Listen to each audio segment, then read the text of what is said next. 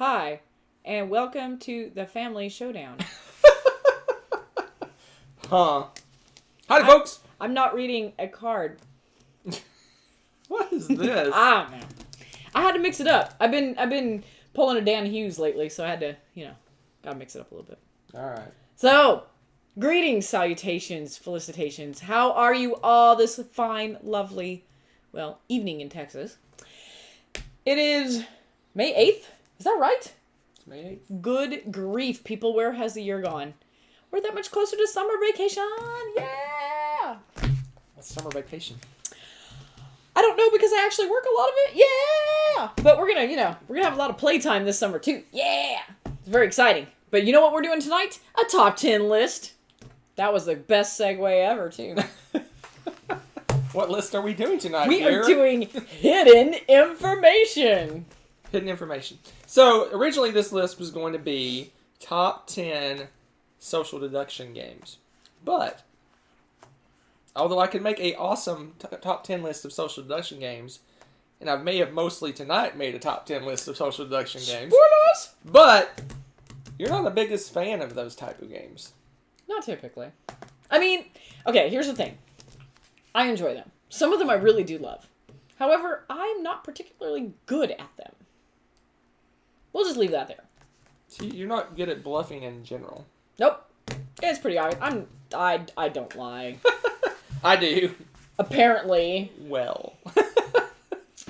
So, there's that. So, I decided to expand this category to hidden information.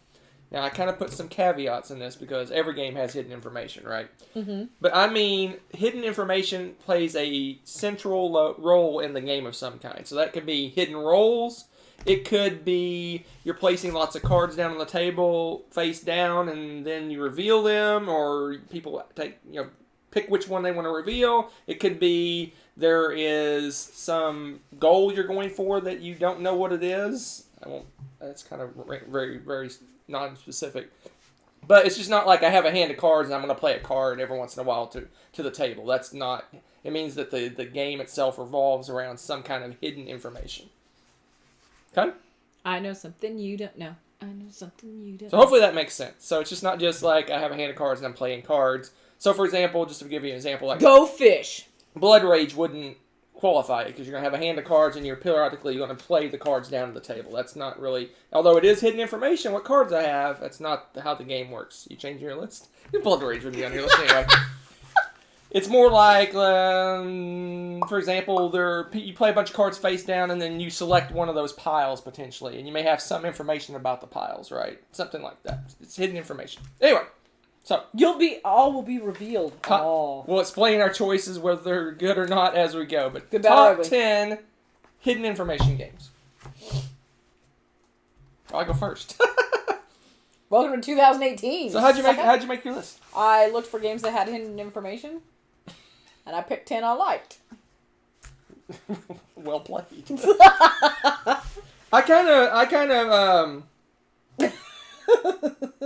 I made a short list that was like maybe 20 games, and then I kind of did a little of balancing between I really like them and that they have lots of hidden information. Okay, I didn't balance the amount of hidden information on this. I just, as long as they had hidden information, I put them in here. And then I picked 10 games that had that lately I was like, gosh, you know what? These are really good at that, and I really enjoy playing them because of the hidden information. Does that make sense? So it's not really the amount of information that's hidden so much as just the fact that how much I like the game with that particular mechanism. I hope that makes sense. If not, too bad, so sad. My list is here. See, I kind of went the other way. I marked off games that hidden information was just maybe a small piece of the game, right? Oh, okay. Well, I don't know. For the most part. I don't think that necessarily these all completely revolve. Hidden information is pretty important in all of these, actually. All right, let's do it. So, let's do it. My number 10. Mm-hmm. Hold on, I gotta do some tech work here. My number 10 is... Whoa, hello. Spoiler. My number 10 is... Mysterium. Are you serious? Yeah.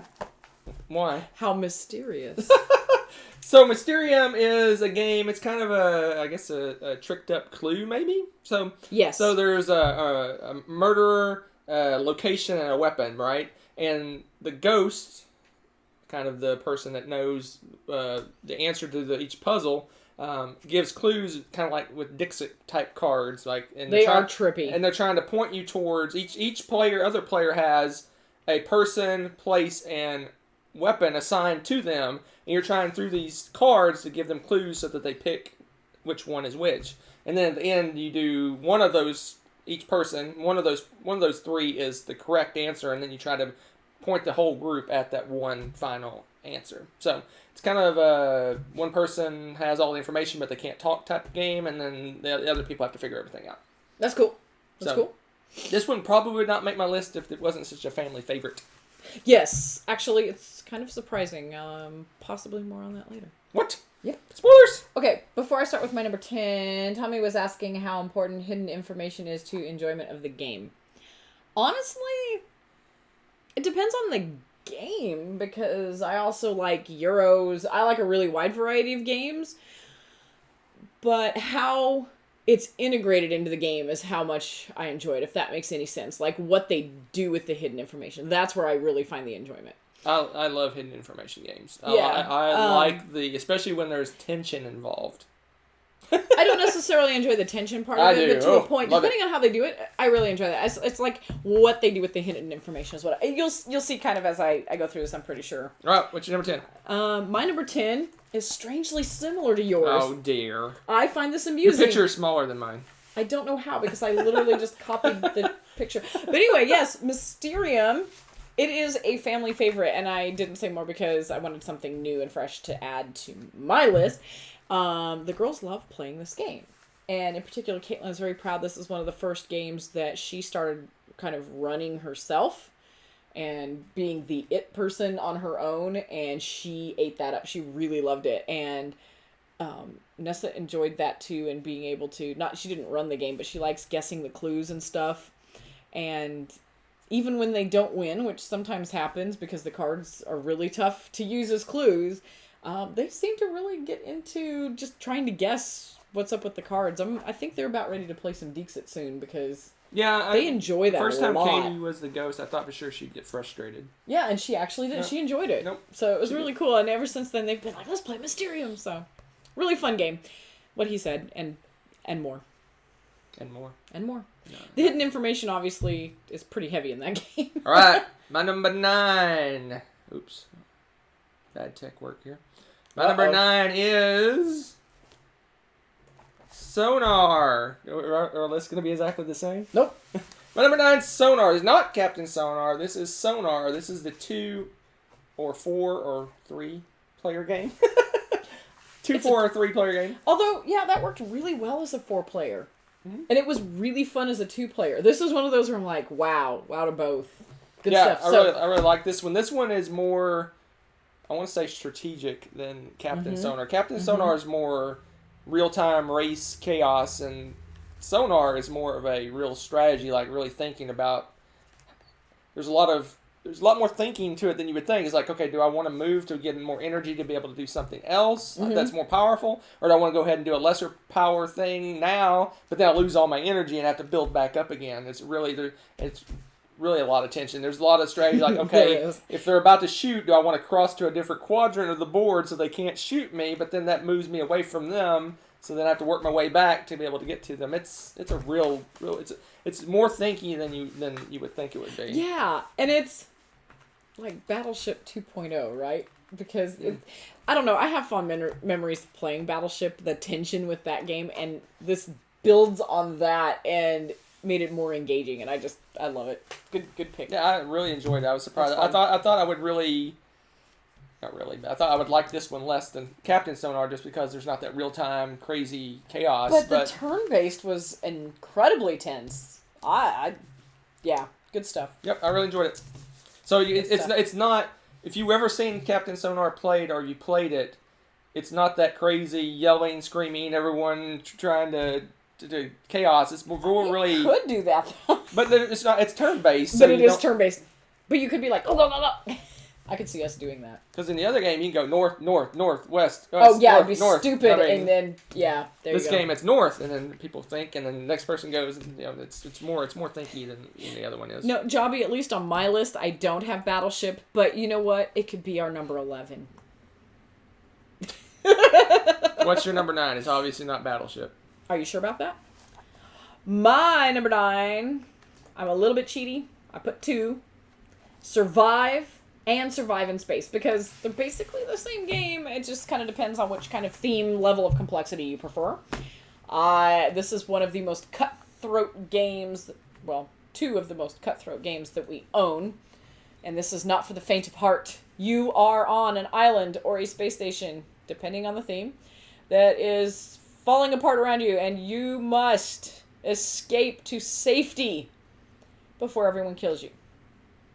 And let me tell you, if you're playing, for example, Survive, the basic game, you're going to have whales that capsize your boat, so you have to swim, but you go like half the speed as if you were going in the boat, and there's sea monsters that eat you, and sharks that eat you, and people that will capsize your boat on purpose, and people that will send sea monsters your way, and people that will make sure that your island actually drops you into the ocean, and it's just, and each little meeple that you have on your team has a number like 1 through 6, and those are how many points that you have. And of course, inevitably, I don't know, in my case, rarely does my 6-point person ever make it. A, because I forget which one it is, because you don't get to peek at them again. And B, because everybody usually kills off everybody but like 1 or 2 of my dudes anyway. And the odds are better that you're going to get your 1 or 2 pointer over there. So it's very exciting. And yes, not one of those if you're having a rough relationship or anything. I'd recommend, yeah. It tests friendships. Yeah, if you want to test your friendship, it's a great one for that. When I made this list, I thought opening it up wider would make less crossover. I'll be honest, this was a tough list for me, because I was thinking of more and more games, and I was like, wow, there's so many great games that have hidden information in them. This was actually a tougher list for me to make than I thought it would be. My number 8 is Survive. Are you kidding me? I'm shocked. This is weird, because I'm not kidding you. I had like 25 games that I narrowed this down from. It was kind of nuts, though. That's funny. So, we recently played Survive. We did. All my dudes died but one. And the dude that got off, that one lone dude that survived, literally survived, was my 1-point dude. I scored 1 point. You can play a family version where all of your meeples are just 1 point and you don't count the scores on the bottom. You can do that too. Yeah, I forgot how brutal this game it gets at high player counts. Oh my gosh. You have everything set up good. You're like, oh man, I got my guys in the boat. I'm heading to the shore. I'm all set. But then death. Oh, it's my turn again. I have no dudes on boats. My boat's gone. And my guys are swimming on the island. They're surrounded by sharks. In a matter of 4 or 5 turns, the situation completely changes. And 2 players, like, she moves, I move, she moves, I move, she moves, I move. And you get like 10 people off the island, and this one, you're like, everyone's dead. Everyone's dead. It was pretty amazing. Anyway, number 8, Survive. It was excellent. Space Attack is probably a better game. There's more to it. You can actually go around and shoot the aliens, as opposed to where you just only escape monsters in Survive, Escape from Atlantis. Survive in Space, you can actually actively get rid of them. But, yeah. Yeah, Space Attack's probably bad. I just picked Survive just because it's the more common one, and we've played that one a lot more than the other one. Yes. Alright, what's your 8? It's a great game. Don't copy me, man. Don't copy me. Wait a minute. Oh, that was your Survive? Okay, so my number 8 is one of the original greatness games that brought us into, like, the land of the Dice Tower. And that is Vampire Radar. Oh my gosh. This is the game. This game is hysterical.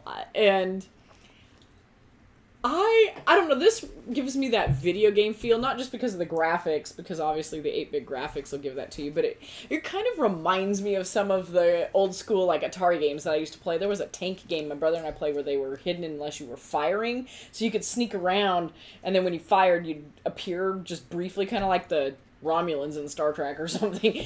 And so this reminds me of that, because you've got this vampire sneaking around on this board. and he's trying to go and like blah, he's going to bite you. But you in the meantime you have radars that you can land on and like do a radar thing and find out exactly how far away he is from you. But you don't know which direction necessarily. You get a number, so you can kind of narrow it down, and you get a certain number of bullets you can try to fire at him, and he can take a certain number of hits before he dies, and you can take a certain number. Let's see, you have two people. You have two people, Yeah, so he kills you instantly. You're instantly dead, but you have two people, so you basically can take 2 bites before you're out for the count. And so it's just this cat and mouse. He knows where you are, you don't know where he is thing. A lot of fun. It was the first game we got to play with Z, and that was a blast too. Just every time we've played this, it's just a hoot. So, Vampire Radar, I have a soft spot for that one. Yeah, honestly, if this was more available, because you can only get it in Japan. If it was more readily available, I would say this would be the perfect introduction to the hidden movement games. Oh yes, I love this. I wish it was more readily available, really and truly, because it's like a little hidden gem. It's wonderful. Yeah, it's super simple to learn, super simple to play. We need to bring that to like, but it's just cons. not available. Yeah, it's not. So, alas and alack. All right, let's get rid of these regular games. Let's get to the real games. It's time for Social Deduction, baby. That was an awesome game. And we're gonna start with. Oh my gosh! Of course. Mafia de Cuba. Arriba. Oh, I love this game. This game is hilarious. I think this may be one of the games we play at the meetup. That would be really fun because you can take a lot of players for this. Yes, right? It goes up to like 12 or 14, some craziness. Greatness. But anyway, Mafia de Cuba. So the way the game works is one guy is the godfather or whatever, the mafia leader, and he has a box of jewels, and then there's also a bunch of little poker chips that have different rolls on them. And he takes a certain number of gems out so that they don't know exactly how many is in the box, and they hand it to the person next to them, and the box goes all the way around, and everyone can either take a roll or they can take some gems. And then it's up to the mafia leader to ask questions of everybody to figure out where the gems are. So they basically say, how many gems were in the box when you saw it? And then you ask the next person to them, how many, and eventually people are going to come up with different stories, right? Because they're going to have to cover themselves. And then you have to figure out who you trust and who you don't trust. And so amazing. So you accuse them of, you start accusing people of the gems, and if you get it right, they have to give the gems back. And the goal of the mafia leader and the people on his side are to get all the gems back, and the goal of everyone else is whatever their role goal is. Yeah. Some people are to steal gems and have him accused wrongly. Some people are FBI agents. They're looking. It's just all kinds of different things going on in this game. I just love it because it's like, I don't know how to explain it. It almost reminds me of like a easy murder mystery party, right? It's like you sit around the table, everybody has their little roles, and you're talking, and you lie and figure out what's going on. So it's fun, and it creates it's a vehicle for conversation among the whole table, right? Because as soon as you start narrowing people down you're going to narrow it down to a handful of people you think are lying. Then all the sides are wheeling and dealing, and no one knows each other's roles at all. The only role you know is the mafia leader is the only role you know in the whole table. It's not like you open your eyes and see who your teammates are. You don't know who your teammates are. I'm just laughing because Tommy has already put that he's a poor urchin, because there's an urchin in there too. The last person in the line, the one right before the mafia leader, can choose not to take anything, and he becomes a street urchin. It's pretty amazing. So yeah, I just love this game. I played this first time with the Stronghold Games crew at BGCon, and we got around the table. We had a few tasty beverages and and played this game, and it was just a hoot. It was fun. That's a riot. That's amazing. It was fun, and I immediately went out and bought it, and every time I played this, it's gone over well. Yeah, it was really fun. We played that at Dallas Games Marathon once, and it was a blast. Oh, yes, Kabuki, yes. It was Atari's Combat. You're right, it came with the Atari console. What? The tank game I was talking about, it was called Combat. Oh, yeah. Yeah, good memory. Whew, good stuff. Alright, that's anyway. Mafia de Cuba. Mafia de Cuba. This may not be the first social deduction game on my list. Oh, everyone's so surprised. Alright, what's your number 7? My number 7 is a very new play. I've only played it once, but I absolutely loved it, and I wouldn't mind playing it again, even though I stunk horribly at it, because I ended up, of course, First time playing it, becoming the secret Hitler. Why? Not too much of a Why? secret. Actually, I didn't think you were. Go ahead and talk about the game. We'll talk about our play afterwards.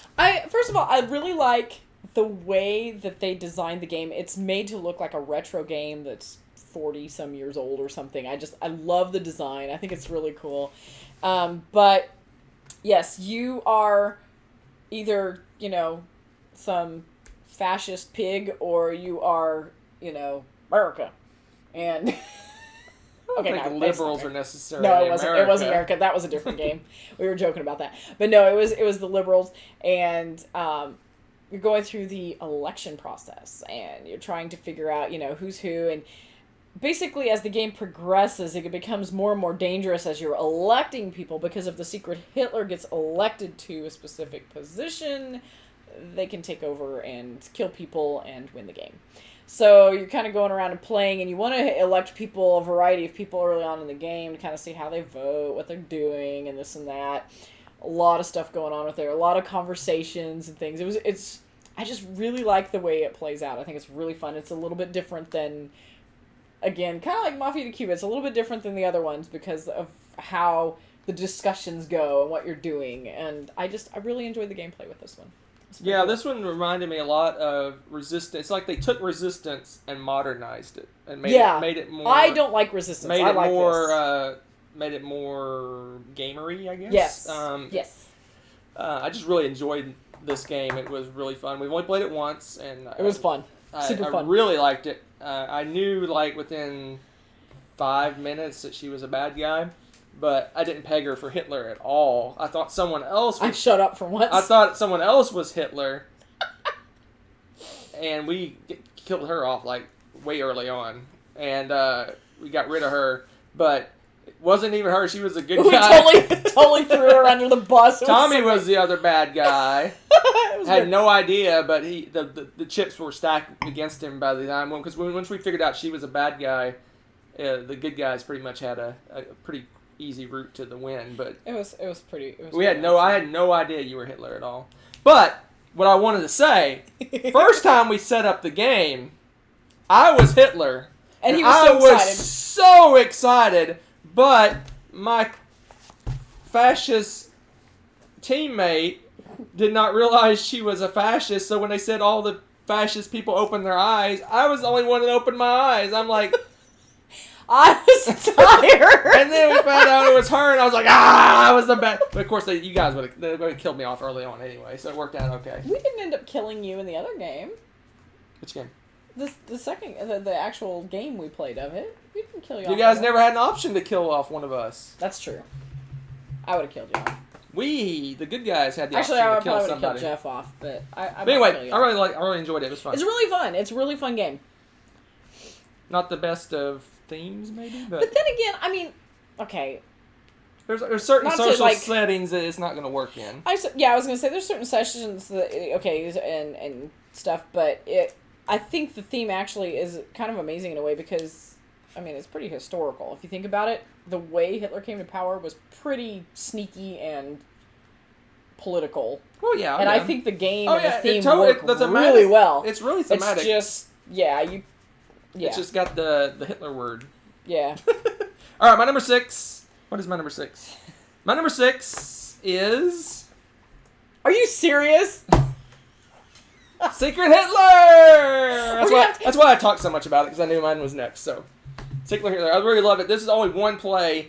I guarantee, with more plays, unless this thing bombs, it's going to go up my list. Because I just really like the tension. This game, in Resistance, there's a lot of tension. There's you might send the wrong people on a mission, and you might lose one of the missions. But in the grand scheme of things, if you lose a mission in Resistance, okay, we lost the mission. But in Secret Hitler, you do the wrong thing, boom, you lose. The game is over. Yeah. I mean, if Hitler ever becomes chancellor, it's boom, toast. it's over. You're toast. It's at some point in the game, right? Yeah. It's just there's not really that tension in Resistance of Okay, we lost the mission. Oh well. Until you get really close to the end, then you're like the last True. one, maybe. That's A lot of times, one group or the other will run away with it in Resistance, right? You'll get win, and the game's over, right? Yeah. So this one I just like how it ramps up. It gets more and more tension as you go on. Yeah, it's really stressful because if you don't have everything pegged down, it's really scary trying to run the election. Yep. Because you're like, gosh. And we came really close to getting me elected. I mean, had the turns been a little bit farther along, it would have been an easy thing. Yeah, but we knew you were a bad guy, and we were not going to let you vote for it. I know, but if it would have skipped to Tommy, if it would have skipped to Tommy, he would have elected me, and we would have nuked voted, you guys. We would have voted it down. You guys wouldn't have known. I would have knew, been too late. We knew you were a bad guy. It was great. I thought we got Hitler when we killed when what's her name died off. Oh man, Bailey, when Bailey died off. Yeah, we killed off Bailey. It was good. Yep, it was good. All right, what's her name? Bailey. What's her name? Oh, what's her name? Fail. Oh, what's her name? Wow. It's your turn. What You're are part you of the on? crew now, What number man. are we on? You're 6. My number 6. Okay, let's do it. My number 6 is Colt Express. Yeehaw! I love this game. I love this game so much. Okay, so first of all, your board is 3D, and I love that. And it's this little train, and it's adorable. And they were geniuses, and once you put it together, you can put it back in the box, put together, so you never have to build the train again. A+. A+ for boxing. The other thing is this is hidden movement. So you each get a character, and each character, it's asymmetrical, so everybody's got special abilities. There's one guy that if he blasts you with his shotgun, you actually get pushed back a space.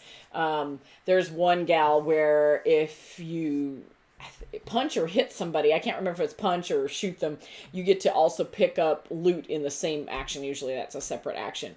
There's all these different things that you get to do. And meanwhile, there's also a sheriff on the train that's protecting the big briefcase that's up in the engine. And obviously he travels around and shoots at the closest bad guy that he sees. Meanwhile, you're shooting and punching. But some of the information, like if we go through a round, say you're putting down 2 cards. One of them you're going to put face up so everybody knows what it is, but one of them you're going to put face down. So you're just guessing at this point. You're trying to figure out his program movement. Do you try to assume that person's there? Do you swing at them? Do you hit them? Do you shoot them? Do you jump up to avoid them onto the top of the train because you can run along the top? Do you stay on the bottom? Do you move the sheriff, which is one of the actions you can do? There's just all this fun stuff, and I love it because inevitably you've got you're swinging and missing people, or you're shooting and you hit somebody completely different.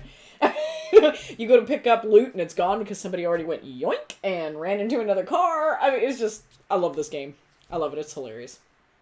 And the more people there are, the crazier it gets. That's the best part.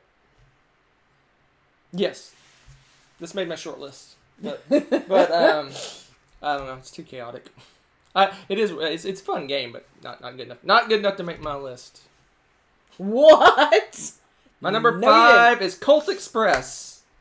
Lies. This is not on your top 10. You sure? Yes, I'm sure. My number 5 is Battlestar Galactica. I knew that was coming. But this one, this is where the gameplay versus hidden information comes into play, right? This one, the hidden information is a big part of the game because of the hidden roles, obviously, but there's so much more game to this than the hidden role, right? It's true. It's a huge part of the game, but it's not. There's so much. There's all the fighting and the voting, and there's just so much going on in this game. But it is a very important part of the game, so that's why it made my list. But it's a little bit lower than it would be if I was just picking my favorites, because we recently played this. It was glorious. With 8 players? 7 players? 7 players. A lot. 7 players. And it was awesome. I had such a good time. We haven't played this game in years, and I just brought back all the memories of all the fun times we've had playing it, and I don't know why we haven't played it in so long. Yeah, why we haven't played it in so long.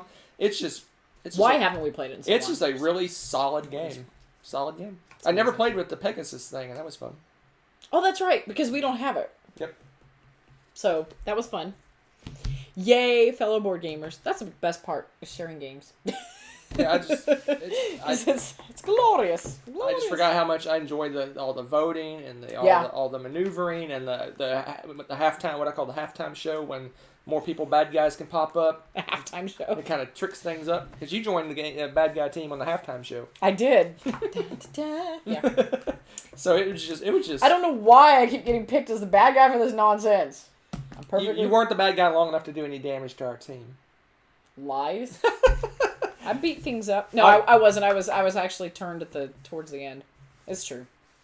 Anyway, true. love it. Battlestar Galactica. It's glorious. Sadly out of print, but you can find copies. They need usually. to bring that back. I think it's gone. I know, it makes me so sad. Forever. Sad. Forever and ever. Yep. Okay. What's your number 5? My number 5 may stun and amaze you. Because oh my gosh, I am stunned and amazed.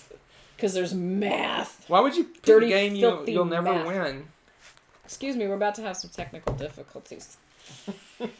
I like Stockpile. Yes. I'm You heard shocked. it here. I am completely shocked. It's got lots of math.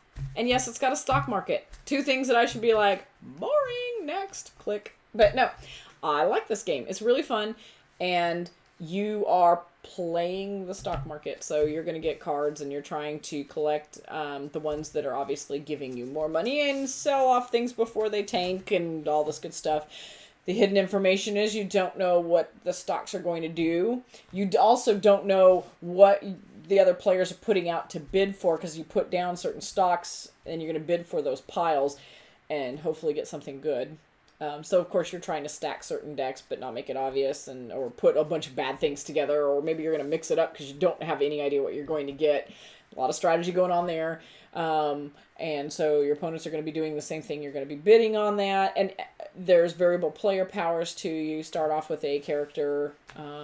There's also the expansion, which is wonderful. What do they call it? Continuing corruption? Mm-hmm. Is that what it is? And I like that. It kind of changes it up a little bit because you've got the regular cards that okay, there's going to be a certain number of stocks that go up and a certain number that go down. But with continuing corruption, they bring in instead the dice. So you're rolling the dice. You have no idea what the dice are going to do each time. So you can't really predict, okay, well, if that stock's going up and I know that, then these two are not, It takes out some of that and adds a little more chaos, probably more reality, honestly, to the game. It's a lot of fun. I really enjoy it. I really enjoy it with the expansion. And I love playing with variable player powers. Hunter loves this game because he's all braggadocio about it. So, yes, someone come nuke him in this game. And eventually I'm going to, because what is that? What is it where every time you, get closer and closer to 0? What's that called in math? Limit? No, you're going to know what it is. You're going to think of it after the show. I can't think of what it's called. But eventually I'm going to get to that point where I beat him, because every time I'm narrowing the margin. Yeah, but if you cut it in half... You'll never reach 0. Yeah, well, eventually I will in this game. In this game, I am going to beat you. What is that called? Oh, it's right on the tip of my tongue. See, I don't do math. But anyway, so there you go. It's going to happen.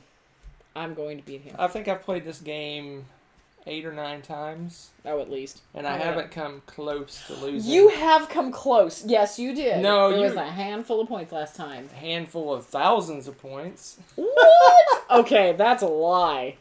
That is a lie. There you go. There's your word. No, it's not. Diminishing returns. Law of diminishing returns. That's what I was thinking. Yeah, but that's not the mathematical term. I don't care. That's as close to math as I'm getting. That's economics. Okay, well, it's economics then. Economics. Dang Texans. Since we're talking about languages. Oh, what now? What? I can't get over how British people from England, however you want to say aluminum. Aluminium? No, aluminium. I love that. Aluminium. I think it sounds awesome. Oh, Aluminium. Because they were doing that on the I don't know why it made me think of that. I don't know. But anyway, That's I was awesome. watching This Game Is Broken. They kept saying, they're like, what are they saying? They said it's a bendable metal. What are they saying?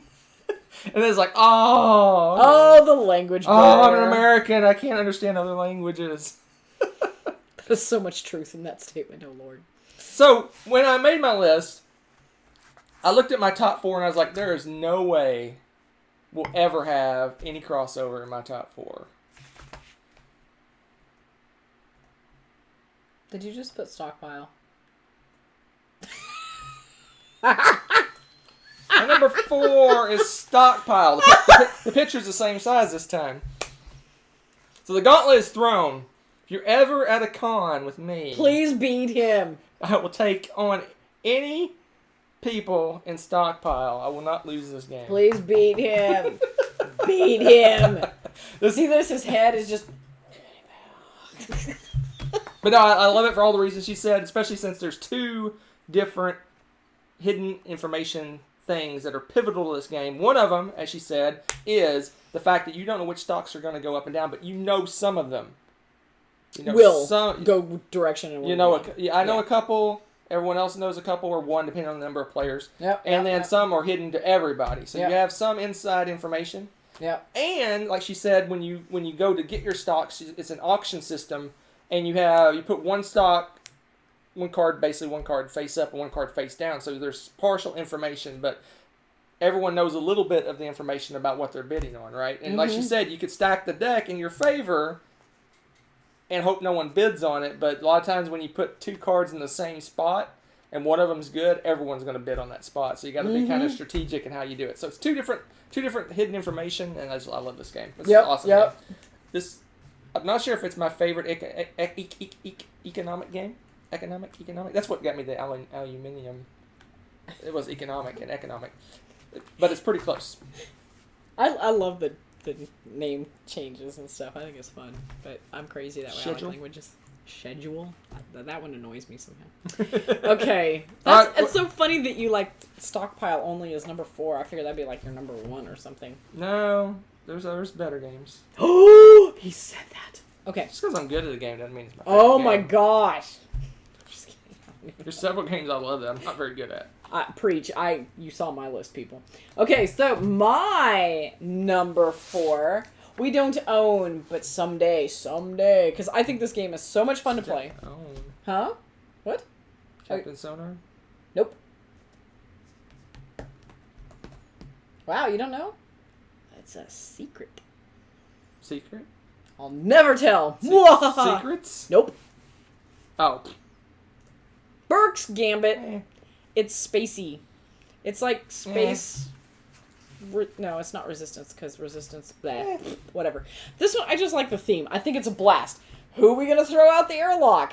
Yes! Best game ever. I guess maybe because the game we played too, we ended up, discussing throwing Hunter out an airlock, and I found that highly amusing. That was pretty fun. Except you were kind of for it, because you had the disease or whatever. So you're like, oh my gosh. I was on the bad guys team. Of course I wanted you messing with me. Yeah, it was great. So, that was fun.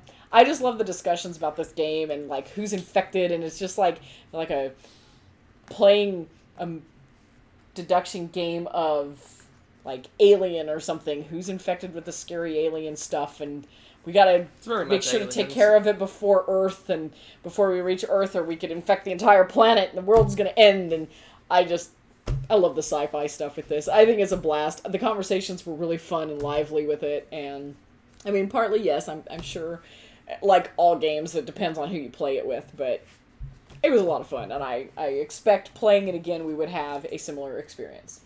A lot of fun. So, couple things. Yes. I really enjoyed the table talk, and all the interaction of this game. Yes. The dice play in this game is so broken. It is completely and totally broken. Why? Because if someone gets a lucky roll, they can do an amazing thing and do something really powerful to completely change the game. Or you can get a roll and go, there's nothing I can do. Next. I mean, that's broken to me. I mean, there's always something you can do, but basically what I do is something very minor, whereas the next person maybe can kill another player. I mean, it's just ridiculous how swingy the dice are. Yeah. And if you're fine with that, that's okay. But in a game where there's all the setup and teaching everybody the roles and how things work, and the game isn't a short game, and the dice are very swingy in this game. The game's fairly short. It was about half an hour or more to play. Half an hour is pretty short. But I don't know. I don't. I don't know if I want that much randomness in a social deduction game. The table talk should drive the game. The rules and what's going on should be a backdrop to what's happening, right? Yeah, yeah. Whereas the dice roll is really important. It's like, oh, I really need to roll this thing, or we're gonna lose the game, and you don't roll it. I mean, it's just Yeah. I give it a What? Oh, I give it a whatever. Whatever. I give it a I give you a me. Me. Me. I would not pass up an opportunity Darn to play, right, because it's fun. but I would pick probably 20 or 30 social deductions before this one. Wow. My opinion. And I won both games that I played, I believe, so. No one's keeping score. I am. We're Totally. keeping score. There's a number 4 next to your game.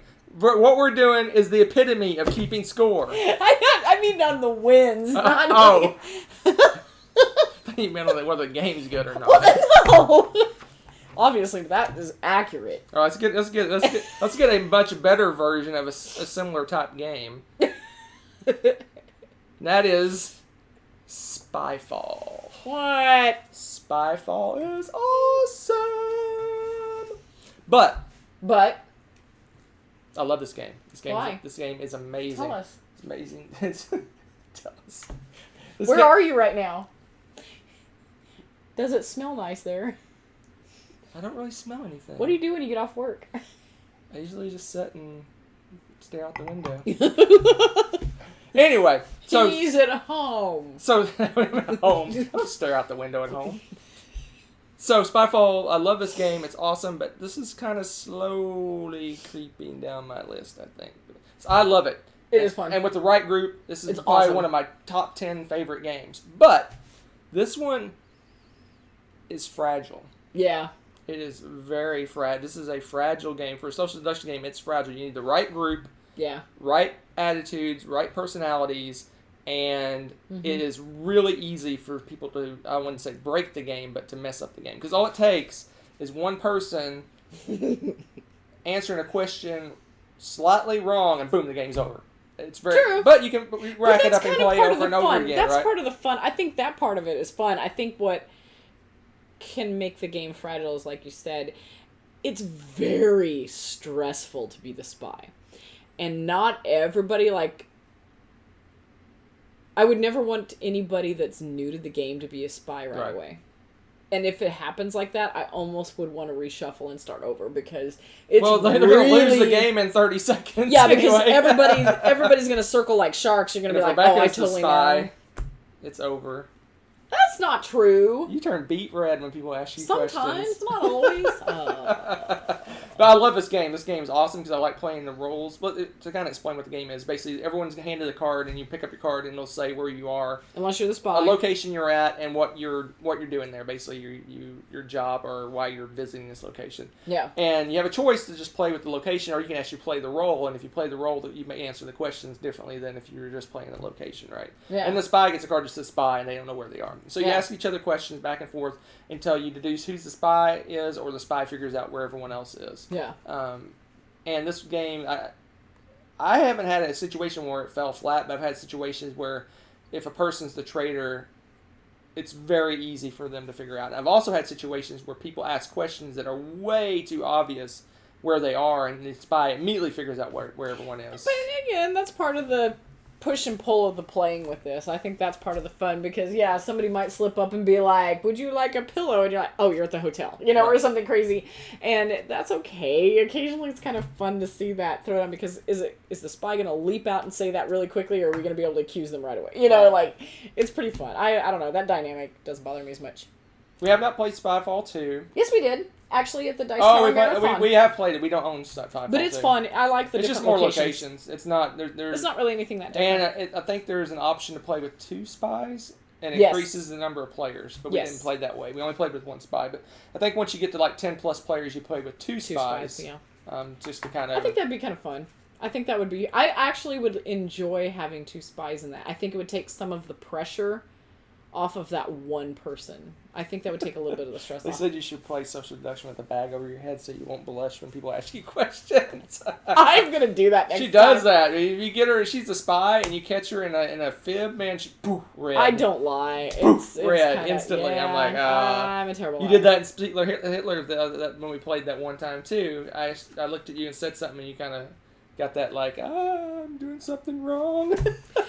Yeah, especially if I haven't played a game much and I end up being the bad guy, I'm like, I'm not sure what to do yet because I don't feel like I know the game thoroughly, so it's really bad.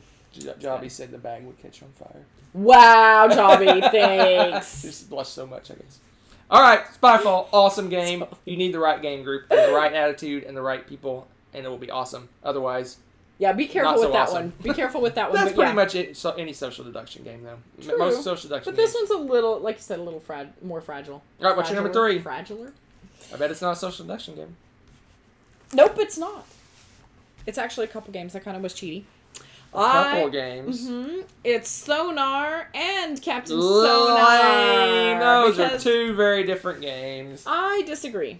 All right. I think it depends on the amount of players that you have. Because, again, pretty much like he already said, if you've got 8 people, that game is glorious. But let me tell you, if you've got 4 people or 2, oh my goodness, is Sonar fun. I think the amount of tension is there.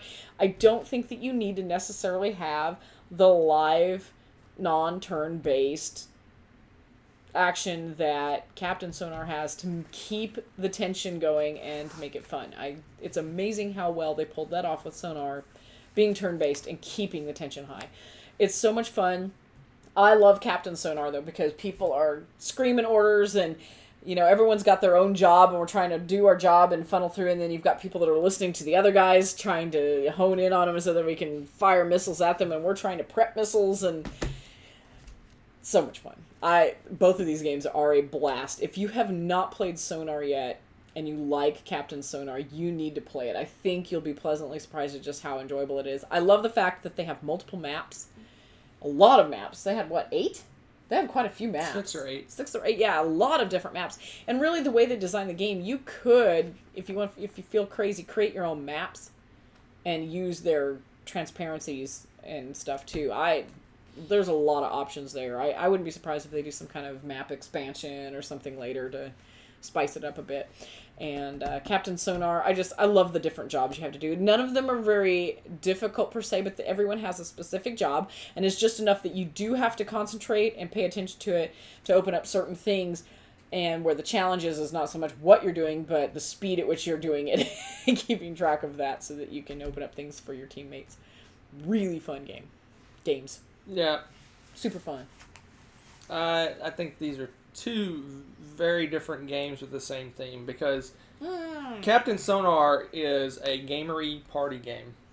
Okay? Yeah. And Sonar is a strategy game. It's just a flat out strategy game. But there's a lot of strategy to Captain Sonar, There too. is, but it depends on the job. Is that what you're thinking? Yeah. I mean, if you're I can see that. you're the navigator or whatever, the person trying to figure out where people are, that's very strategic. Everybody else is just Radar and are the just captain, circling things or Xing out things and as quickly as they can. And the captain's kind of crazy trying to give orders and stuff.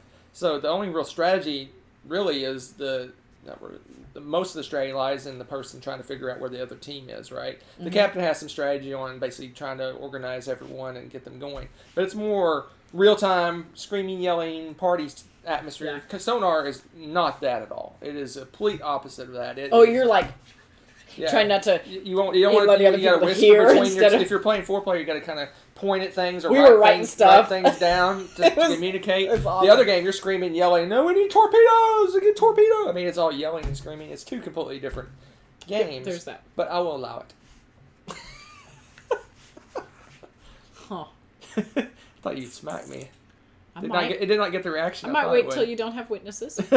Until it streams over. Just as I'm pushing the button, you see a fist flying over. At So my Hunter's head. going to keep the stream going much longer just to keep himself safe.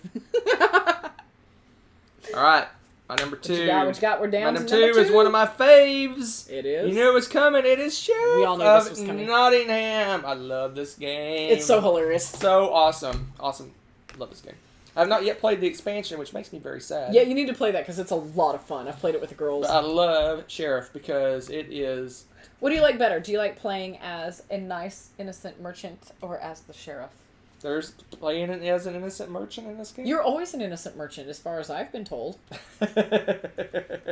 I just love. Okay, so if you don't know what the game is, basically it's you're trying to sneak goods into Nottingham, and you have a bag, a little pouch you're putting goods in, and then you hand the goods to the sheriff, and you tell them what's in the bag, and they either believe you or don't believe you, and if they believe you, then they give the bag back, and you open it up, and you get whatever's inside. If they don't believe you, they open it up, and if you have bad contraband goods, you pay them money. But if you don't have contraband goods, then the sheriff has to pay the player money.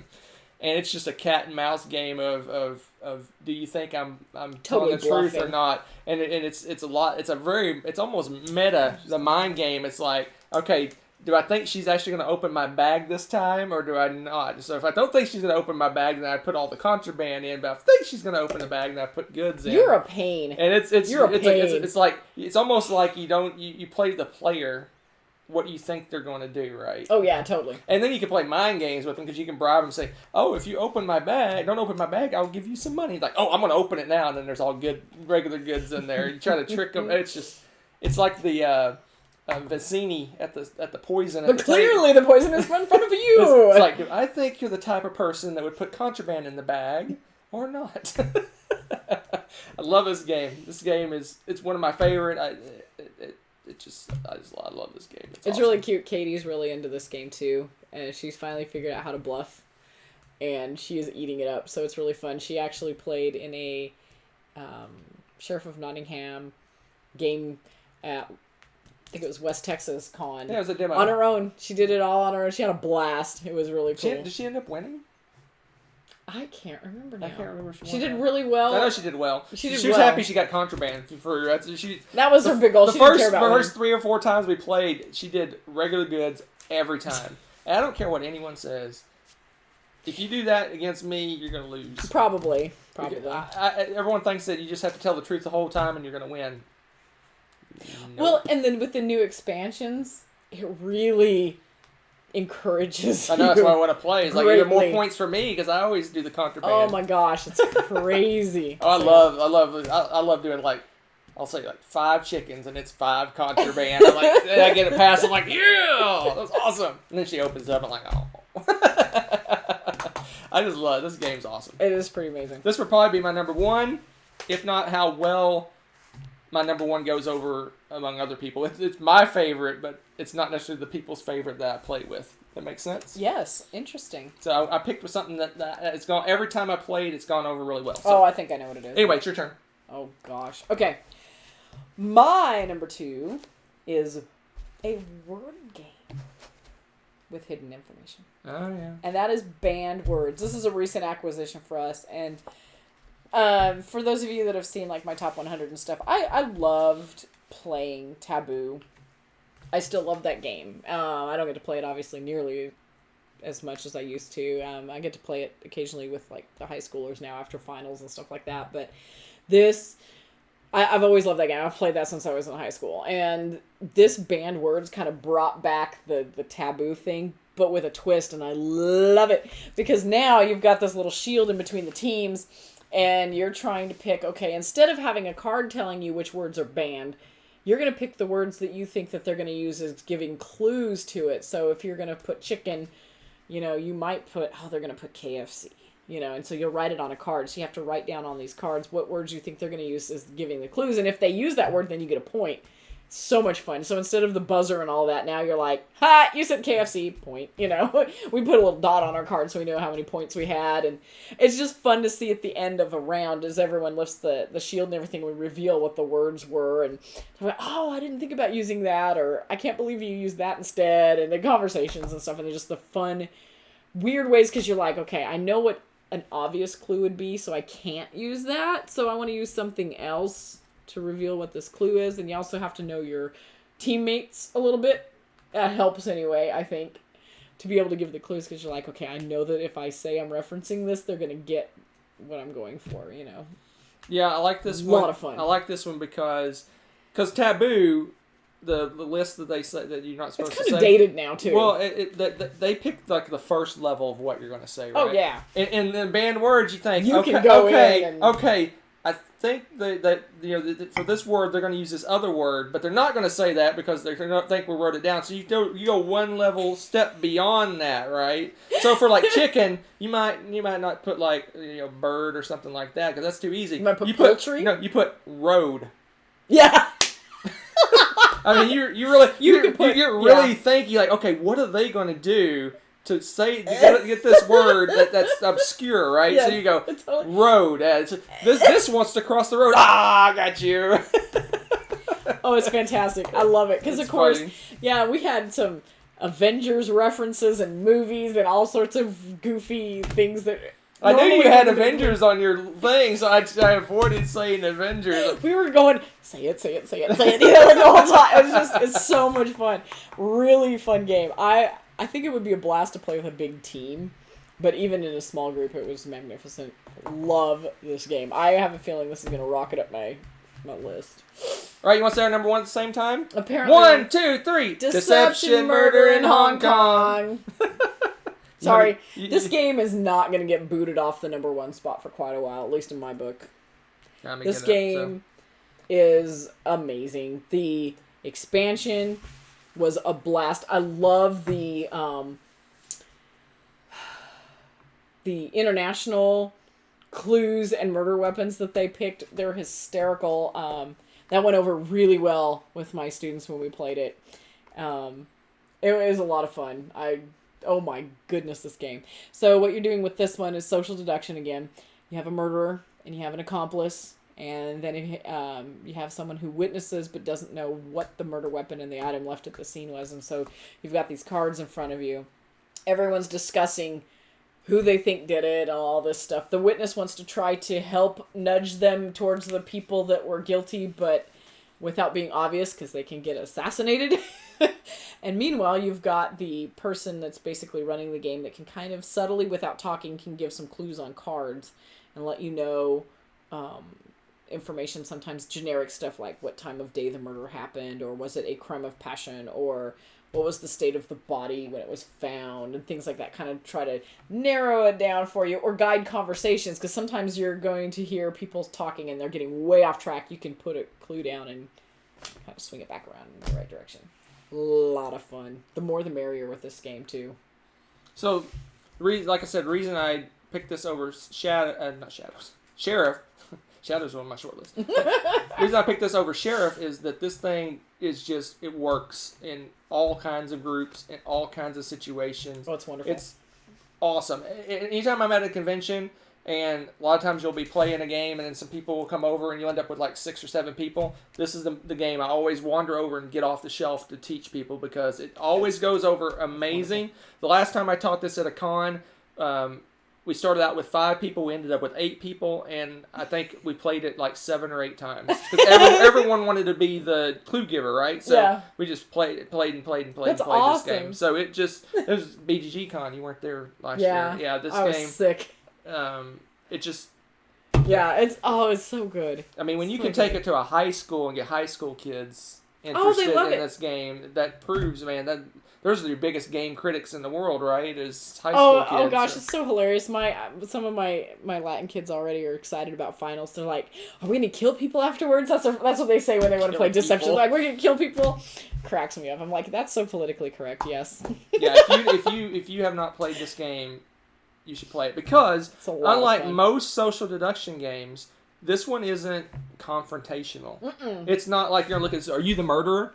It's not direct. You're not directly. I mean, you looking, could do that, but you're gonna be like, it's not like you're trying to ask them questions or trick them into No, revealing you're going themselves. off of their You're cards. talking about what's It's on all the about board cards. and what the clues are. Yeah. I mean, if you end up thinking it's someone, you might do that a little bit of that. "Oh, there's always some." Small But talk. it's not like most games where there's interaction back and forth trying to figure out who's who. It's more you're looking at the table and figuring out based on the clues. So you can kind of, if you're the murderer, you can just almost be quiet and not say much, right? It's like, oh, I think this and this and this, but it's not going to be questions. Someone in the chat. Yes, I just saw Dan was talking about when Dan King he was like, "Yeah, I've got a calendar in the bathroom," and we're like, What? Murderer! Yeah. But he was the He was an accomplice or something, wasn't he? yeah. Oh my gosh, that was just I just enjoy the this stuff game. people say to try to deflect. It's wonderful. I almost like playing the accomplice more than the murderer in this one. Oh, I love being the murderer. Because the murderer, you kind of want to keep quiet. The accomplice just throws out nonsense and just deflects everything and tries to make them look guilty by doing stupid things. You want to just divert all the attention away from the murderer, and I love unleashing the chaos. I really want to play this with like 10 or 12 people and use all the roles. All the roles. Oh, it's so much fun. Once you get so much fun. But you get over 10? Did you do all the crazy new roles you played? I haven't done the new roles yet, no. Because the inside man and all kinds of weird. Yeah, we haven't done the inside man. We do the witness and the murderer and the accomplice.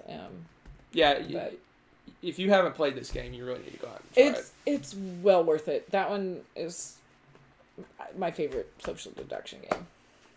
Hence my number one. I wouldn't say it's my favorite, but it works best in most situations. Yeah. It's your second favorite. And it's not too hard to teach because most people are familiar with Clue, and it's got that Clue vibe. Well, and I'm teaching it, and or you may not know, I'm not really fond of teaching board games to people. I do enough teaching, and I like to teach things that I know really, really well inside and out, and I don't feel like I know the ins and outs of the board games enough sometimes to teach them very well.